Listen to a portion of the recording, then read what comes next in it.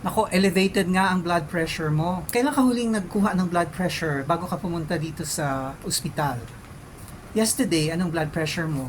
Do you keep a record of your blood pressure every day kahit na okay ang pakiramdam mo? Napupunaan nyo ba na pag nagpupunta tayo sa ospital, sa ER, sa clinic o sa health center, after nila tayong kunan ng blood pressure, tinatanong tayo kung ano ang blood pressure natin bago tayo pumunta sa ospital o kahapon o kung meron ba tayong record ng ating blood pressure sa pang araw-araw. At lagi tayong walang sagot kasi wala tayong blood pressure sa bahay o kung meron man tayong blood pressure sa bahay, eh yun pa yung kailangan merong mag-a-administer ng blood pressure sa inyo. Hindi pwedeng gawin mag-isa.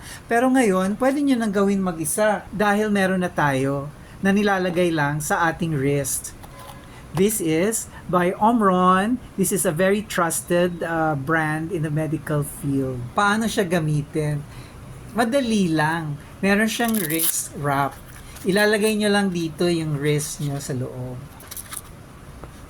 Tapos, papalibot nyo lang ito.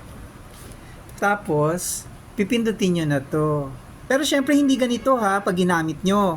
Pag ginamit nyo, susundin nyo yung information dito sa box. Number 1, yung ginawa natin, number 2.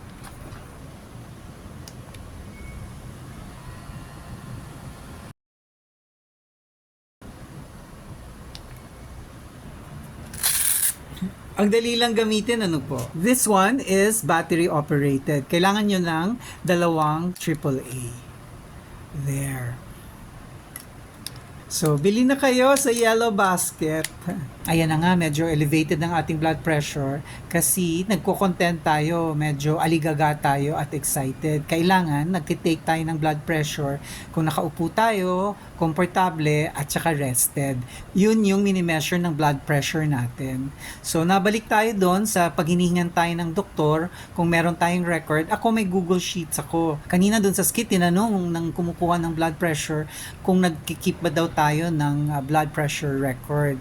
Ako personally, nagkikip ako, nakalagay sa Google Sheets. So, merong date and time, first column, second column yung systolic, third column yung diastolic, then yung pulse per minute. Every day yun ginagawa ko, or kung medyo masama ang pakiramdam ko, kung minsan okay naman ang pakiramdam ko pero parang meron akong ibang pakiwari, kinukunan ko din yon. Tapos dun sa fifth column, ini-indicate ko dun kung kumain ba ako this morning ng taba, ba ako because na-stress ako, or uminom ba ako ng beer at medyo nahilo ako, para may record. Yung Google Sheet na yon, yung file na yon, nakashare yon sa partner ko. Para kung may mangyari sa akin, tapos may kailangan magtanong ng aking blood pressure history, pwede niya ma-access sa Google Sheet naman niya. So again, kumuha na kayo nito.